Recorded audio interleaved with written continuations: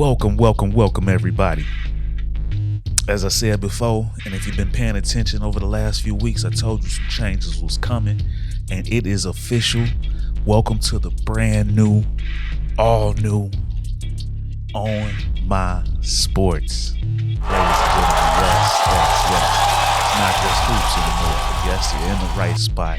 Once again, it's your boy John J with you as always. And I got a lot to talk about, ladies and gentlemen. And it's not just basketball. Although I love hoops, it's more than just hoops.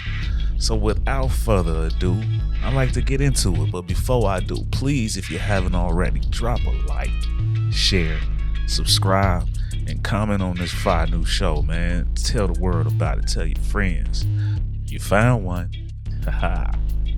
Yes, sir. But kick this off, man. We still gonna step into the world of the NBA, and as you know, free agency is still going on among us, ladies and gentlemen. And I just like to congratulate the newest owners of the bag, the franchise cornerstones, Tyrese Halliburton. Oh my goodness, Anthony Edwards, my boy, you know it, and not to be outdone, the one and only LaMelo Ball. These three gentlemen, man, ladies and gentlemen, they got that bag. Fresh 5-year, $260 million contract. Oh my God.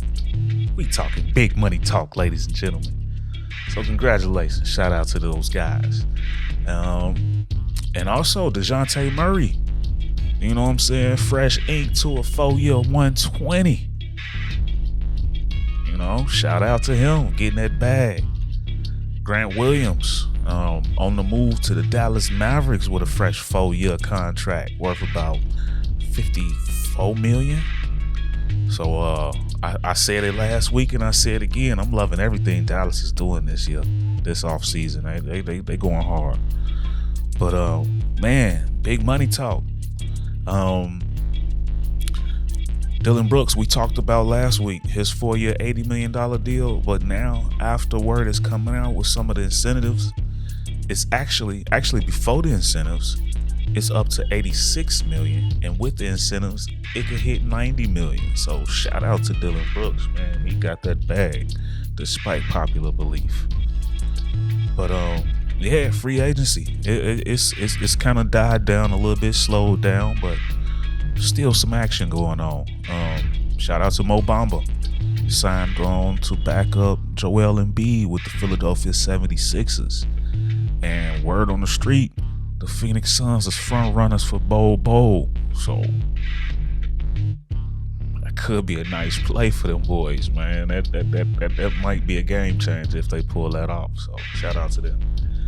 But you know what it is. The one thing everybody has been waiting to talk about, waiting to hear, waiting to see, the number one thing on everybody's mind is free agency is what the hell is going to happen with Dame, man.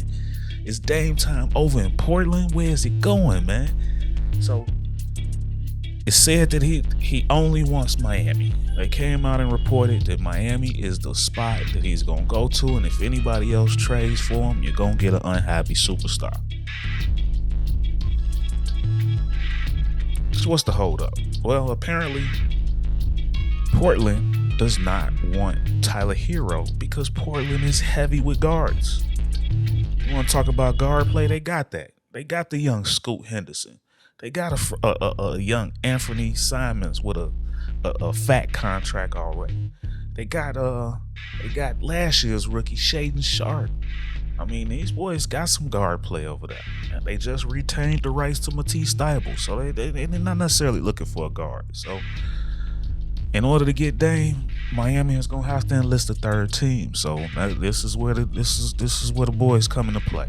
There's a lot of teams that are interested in a deal of this magnitude, and there's some teams that want Tyler Hero. The Bulls is a team that's constantly being rumored. Is Zach LaVine gonna be on the move? We shall see. And word on the street is Boston is gearing up for something big. So, man, I know that Miami is the front runner, but we'll see, man. we'll see. If Boston could come up with something big, will Dame be angry with that? It's hard to believe, man. But we shall see. Stay tuned. But moving on, Summer League. The NBA Summer League has officially kicked off, and I know that's not the most glamorous time of the year, but it's still an opportunity to see these young, fresh faces that just touched down in the league from this draft last month. And man, the Vegas Summer League kicked off with a nice little show between Portland and Houston, with the number 3 and the number 4 pick, Scoot Henderson and Amen Thompson going at it. And they put on a show, ladies and gentlemen. They put on a nice show. The future is bright for both of these teams. And, unfortunately, Thompson did suffer a grade 2 ankle sprain. He's going to be out for about 2 to 3 weeks, but the kid will be ready for camp. But they put a nice showing together. They showed the fans a good time out there in Vegas. And they showed us that the future is bright for Portland and Houston. But then after that, the debut that the world was waiting for, man. I'll tell you what, Vic Dub against Brandon Miller, the number 1 and the number 2 pick, San Antonio against Charlotte. And we even seen Brandon Miller play some defense on Vic Dub. He guarded him a few times. And I must say the number 2 pick put on a pretty nice show, pretty nice effort. Much better than his debut in the Summer League. But yeah, I know everybody want to talk about Vic Dub and his performance, and he said it himself. It wasn't his best performance. He didn't know what he was doing out there. He's just ready to learn. But he ended up with like 9 points, 8 rebounds, and about 5 blocks. But he showed you some signs, man. He's gonna be box office, must see TV. Vic Dub, and somebody else trying to get their hands on Vic Dub. Let's talk about it. Britney Spears. Britney Spears apparently caught a 1-2 flu flux backhand from one of the security guards when trying to get her hands on Vic Dub. Now she say all she did was walk up behind and touch his shoulder.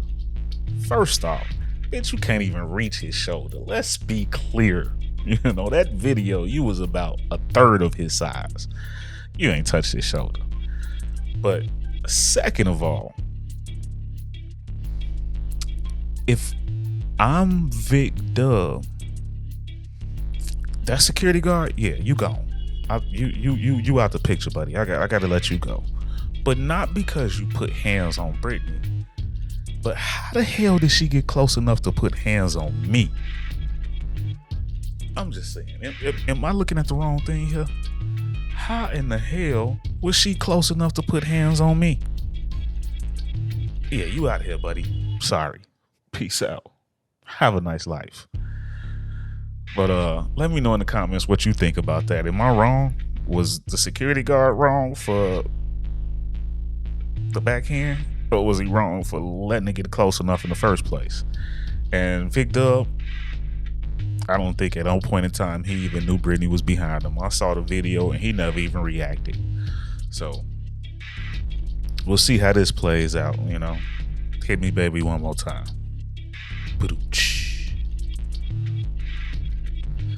But next, man, while we still on the Spurs, shout out to Pop, man. The ageless one. They thought Pop was on his way out, but Pop got him a fresh Vic Dub and a fresh 5-year, $80 million contract. He reset the coaching market, ladies and gentlemen. The old man did it. 5-year, $80 million for the coach. Boom. Pow, pow. And let's talk about Dwight. For those of y'all who haven't realized, Dwight has been overseas, out there balling, enjoying life. But he had a few comments, and he said that the prime of his career was better than the prime of Nikola Jokic, aka the Joker. Ladies and gentlemen, what y'all think about that? Is he completely out of his mind? Now, I don't want to sit up here and disrespect Dwight, because Dwight was the business. It was a nice point in time where he was the absolute best big man in the league, hands down. But the Joker is something different, man. Joker is something different. Now, defensively, Dwight got it. It's not even close. But outside of that, Joker is putting it all up. He's putting up the scoring numbers, the rebounding numbers. But Dwight, ain't nobody passing the ball like the Joker, man. Ain't nobody creating for teammates like the Joker, man. I'm sorry, Dwight. I love you. I loved you in the prime of your career. You was a absolute freaking monster. Took the squad to the championship. When everybody thought it was going to be LeBron versus Kobe, you shut that shit down. But the Joker, we ain't never seen nothing like that. The closest thing I could think of is probably Boogie when he was getting down with them triple doubles. But it wasn't as big as on the scale as the Joker.